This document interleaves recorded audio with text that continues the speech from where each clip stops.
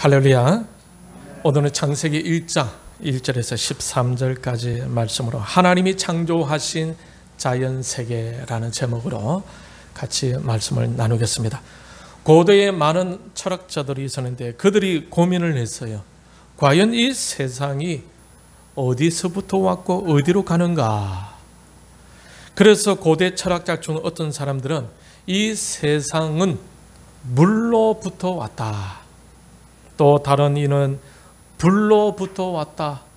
또 다른 사람들은 공기로부터 왔다라고 이렇게 주장하기도 했습니다. 오늘날에는 이 세상이 빅뱅으로 시작되었다고 과학자들은 말하기도 합니다. 우주가 형성된 것은 138억 년 전에 매우 높은 에너지를 가진 작은 물질과 공간이 거대한 폭발을 하면서 이 우주가 시작되었다고 보는 이론이 바로 빅뱅 이론이다라는 것입니다. 이 이론에 따르면 폭발 순간에 작은 물질과 에너지가 폭발하면서 그 물질이 서로에게서 떨어져서 멀어지기 시작했고 그 물질과 에너지가 은하계와 은하계 내부의 천체들을 형성하게 되었다라는 것입니다. 그때 폭발하면서 미생물이 생겨나게 되는데 그 미생물이 진화되어서 결국 인간이 형성되었다라고 보는 것이 또 진화론입니다. 이것은 불신자들이 사는 세상의 세계관입니다. 한순간의 폭발로 인해 우주가 형성되었고 그 중에 지구에는 미생물이 진화되어서 인간이 되었다라는 거죠. 그러므로 인간은 미생물로부터 왔다. 미생물로 시작되어서는 인간도 물질이다라고 주장하는 것이 바로 유물론 사상입니다. 이것이 바로 오늘날 이 세상의 세계관의 주류다라고 이렇게 할 수가 있어요. 그런데 성경에 보게 되면 그런 세상의 세계관과는 전혀 다른 세계관을 볼 수가 있다라는 것입니다. 이 세상은 어떻게 해서 생겨났다고 하고 있습니까? 이 세상에서 이야기하는 것과는 다르죠. 그것에 대한 답은 창세기 1장 1절에서 잘 나타나 있습니다. 1장 1절 같이 읽겠습니다. 시작. 태초에 하나님이 천지를 창조하시니라. 성경에서는 이 천지가 어디에서 시작되었다고 말씀하고 있습니까? 이 세상은 누구에 의해서 시작되었다고 하고 있습니까? 하나님에 의해서 시작되었다고 명확하게 말씀하고 있죠. 하나님이 천지를 창조하셨다고 분명하게 말씀하고 있습니다. 우주가 어떻게 생성되었냐에 관한 이 세상의 이론은 추측에 의한 가정이지만은 성경에서 말하고 있는 우주의 근원은 하나님께서 창조하셨다고 분명하게 말씀하고 있습니다. 그러니 이 세상은 어디서부터 왔습니까? 하나님으로부터 왔다. 우리 인생은 어디로부터 왔습니까? 하나님으로부터 왔다라는 거예요. 만약 과학자들이 말하듯이 이 우주의 시작이 빅뱅으로 순간적인 대폭발로 시작되었다면 하나님께서 그 폭발의 원인이 되었을 것입니다. 하나님의 계획대로, 하나님의 의도대로, 하나님의 때에 이 우주가 시작되었다라는 것입니다. 하나님이 창조하신 이 세계를 어떻게 부릅니까? 이 세계를 자연세계라고 부릅니다. 창세기 1장에는 하나님께서 이 세상 곧 자연세계를 창조하신 과정을 잘 설명하고 있죠. 여러분, 첫째 날에는 무엇을 창조하셨습니까? 2절에서 5절까지 다시 한번 같이 읽겠습니다. 시작. 땅이 혼돈하고 공허하며 흑암이 깊음 위에 있고 하나님의 영은 수면 위에 운행하시니라. 하나님이 이르시되 빛이 있으라 하시니 빛이 있었고 빛이 하나님이 보시기에 좋았더라. 하나님이 빛과 어둠을 나누사 하나님이 빛을 낮이라 부르시고 어둠을 밤이라 부르시니라. 저녁이 되고 아침이 되니 이는 첫째 날이니라. 첫째 날에 하나님께서 창조하신 것은 바로 빛을 창조하셨다. 빛이 있으라 하니까 빛이 생겨난 거예요. 그 빛으로 낮과 밤을 나누셨다라고 말씀하고 있습니다.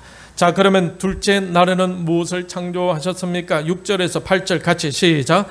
하나님이 이르시되 물 가운데에 궁창이 있어 물과 물로 나뉘라 하시고 하나님이 궁창을 만드사 궁창 아래에 물과 궁창 위에 물로 나누게 하시니 그대로 되니라. 하나님이 궁창을 하늘이라 부르시니라. 저녁이 되고 아침이 되니 이는 둘째 날이니라.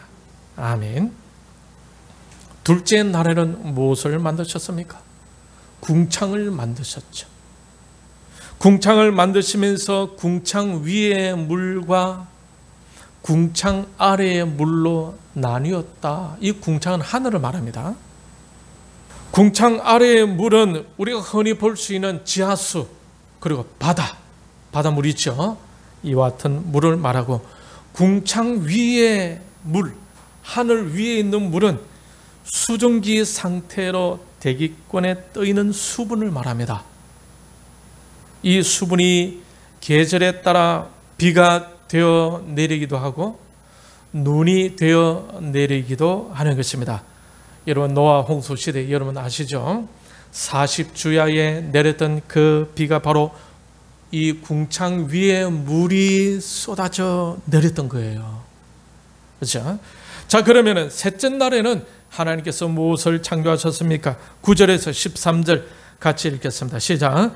하나님이 이르시되 천하의 물이 한 곳으로 모이고 묻이 드러나라 하시니 그대로 되니라.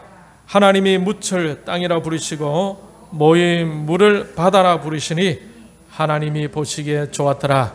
하나님이 이르시되 땅은 풀과 씨 맺는 채소와 각기의 종류대로 씨 가진 열매 맺는 나무를 내라 하시니 그대로 되어 땅이 풀과 각기의 종류대로 씨 맺는 채소와 각기의 종류대로 씨 가진 열매 맺는 나무를 내니 하나님이 보시기에 좋았더라.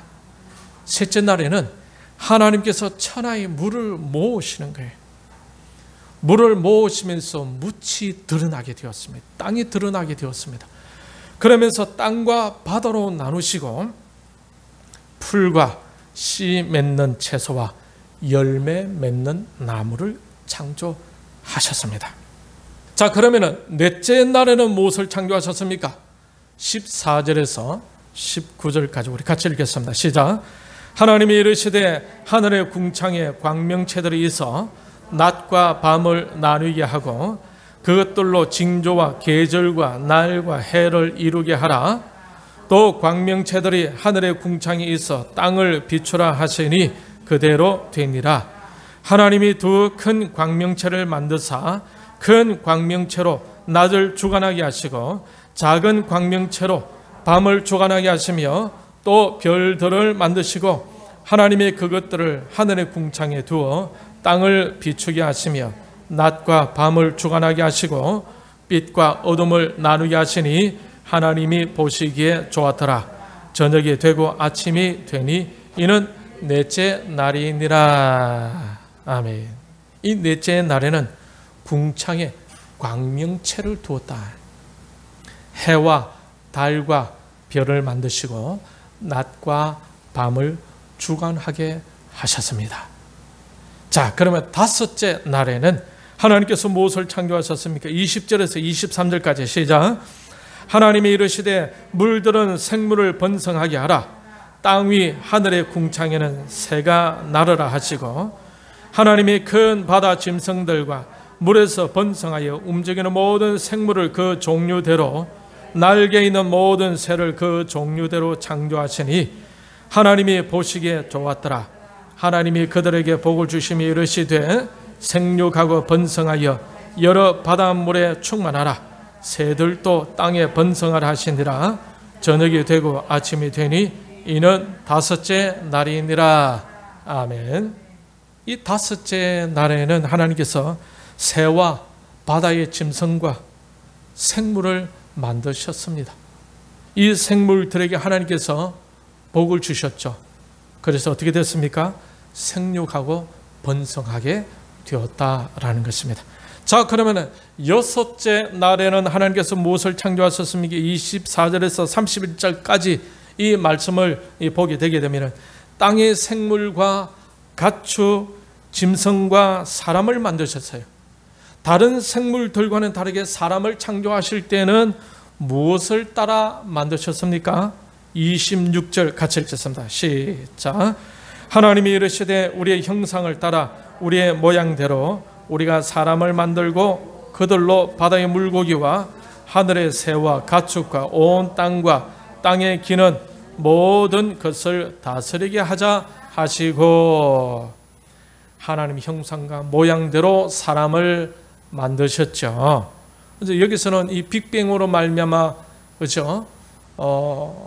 생겨난 미생물이 진화되어서 사람이 된 것이 아니라 오늘 이 본문의 말씀 보게 되면 하나님의 형상과 모양대로 하나님께서 직접 사람을 만드셨는데, 그렇게 만드시다 보니까 남자와 여자가 창조되어졌다라는 것입니다. 지난번에도 말씀드린 것처럼 이 형상이라는 말은 히브리어로 찰렘이라는 이 단어인데 닮았다라는 이런 의미를 가졌습니다. 그런데 이 닮았다라는 이런 의미로 가졌지만 이 부자 관계에서만 쓰이는 단어이다. 그러니 하나님께서 하나님의 형상으로 사람을 지으셨다라는 것은 하나님의 자녀로, 그러니 하나님과 관계를 맺고 하나님과 교제를 나눌 수 있는 특별한 존재로 사람을 창조하셨다라는 것입니다. 그만큼 사람은 하나님과 가깝고 친밀한 관계로 지음을 받았다라는 것입니다. 그래서 사람은 하나님과 가깝게 하나님과 친밀한 교제를 가질 때에 행복해진다라는 거예요. 아시겠습니까? 여러분의 기도가 깊어질 때에 행복해집니다. 말씀으로 좀 더 가까이 갈 때에 행복해집니다. 예배에 성공할 때에 행복해지는 거예요.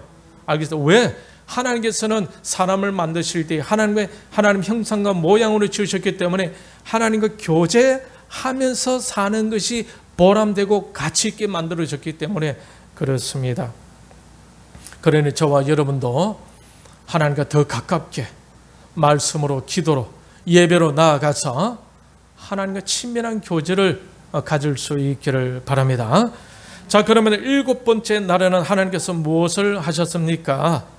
일곱 번째 2장 1절에서 3절 같이 읽겠습니다. 시작. 천지와 만물이 다 이루어지니라. 하나님이 그가 하시던 일을 일곱째 날에 마치시니 그가 하시던 모든 일을 그치고 일곱째 날에 안식하시니라. 하나님이 그 일곱째 날을 복되게 하사 거룩하게 하셨으니 이는 하나님이 그 창조하시며 만드시던 모든 일을 마치시고 그 날에 안식하셨음이니라. 아멘.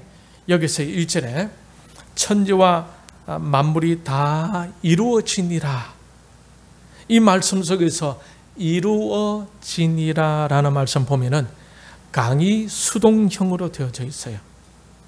이것은 진화론에서 말한 바와 같이 천지 만물이 우연히 폭발에 의해서 저절로 생성되어진 것이 아니라 다른 어떤 존재에 의해서 의도적으로 만들어졌음을 강조하고 있는 것을 알 수가 있는 것입니다.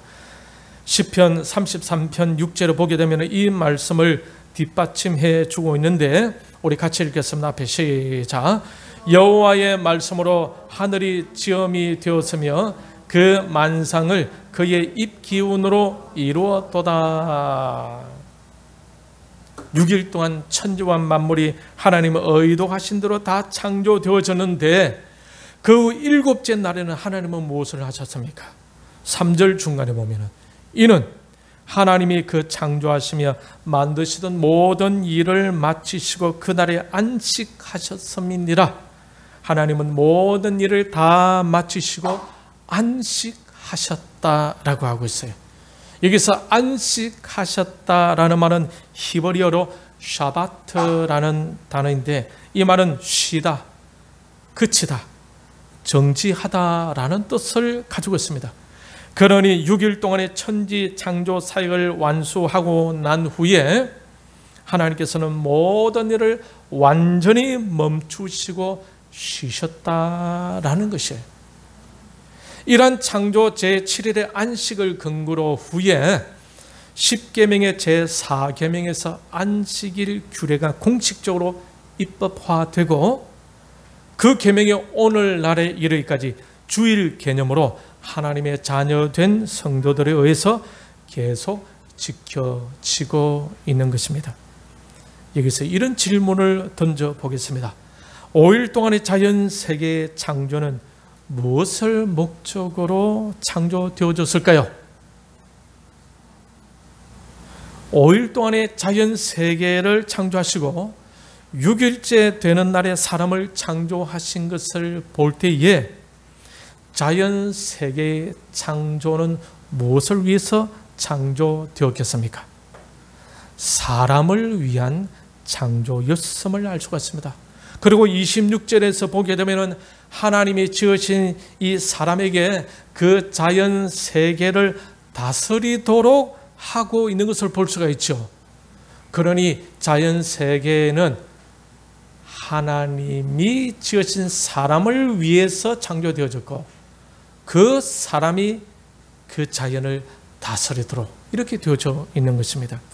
이 다스리는 우리 26절 같이 한번 읽겠습니다. 26절 시작. 하나님이 이르시되 우리의 형상을 따라 우리의 모양대로 우리가 사람을 만들고 그들로 바다의 물고기와 하늘의 새와 가축과 온 땅과 땅에 기는 모든 것을 다스리게 하자 하시고, 이 다스린 것에 대해서는 27절에서도 다시 나오고 있습니다. 하나님께서 사람에게 복을 주셔서 생육하고 번성하여 땅에 충만하게 할 것과 정복하고 다스리는 것에 대해서 명령하고 있음을 볼 수가 있습니다. 창세기 1장, 2장을 통해 볼 때에 천지 창조가 되는 과정을 잘 볼 수가 있고, 그리고 창조되어진 그 자연 세계를 다스리고 정복하도록 인간에게 그 사명이 부여되었음도 볼 수가 있습니다.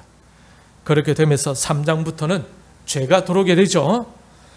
죄가 들어오면서 하나님과 관계에 문제가 생기게 되죠. 죄로 인해서 타락한 인간의 삶의 여정이 그 후로 기록이 되어지고, 하나님께서 그 죄로 인해 타락한 인간을 다루고 가시며 깨우쳐 가시면서 그 타락한 인간들을 회복시켜 가는 과정이 그려진 것이 바로 성경 전체다라는 것입니다. 그런데 이러한 자연과 인간이 시작된 것은 단순히 과학자들이 말하고 있는 것처럼 빅뱅이라는 갑작스런 대폭발로 우연히 시작된 것이 아니라, 이 자연세계의 시작은 바로 하나님의 계획과 목적 아래에서 시작되었음을 우리는 창세기 1장 이후의 말씀을 통해서 알 수가 있는 것입니다. 물질이 어떤 에너지로 대폭발할 때 생겨난 그 미생물이 오랜 세월 동안 진화되어서 사람이 된 것이 아니라 하나님의 형상과 하나님의 모양으로 사람이 하나님에 의해서 직접 지음 받았음을 창세기 1장은 분명하게 보여주고 있어요. 단순한 물질이 인간의 근본이 아니라 하나님의 형상으로 하나님의 모양대로 지어졌다라는 것입니다. 그렇기 때문에 사람은 하잘것없는 물질이 아니라 하나님의 형상으로 하나님의 모양 따라 지음 받았기 때문에 귀하고 가치 있고 귀하고 가치 있고 소중한 존재다라는 것입니다. 그는 저와 여러분은 다 귀중한 존재다라는 것입니다. 소중한 존재인 것입니다. 우리 옆에 있는 분에게 당신은 소중하신 분이십니다. 같이 한번 선포해 줍시다. 시작.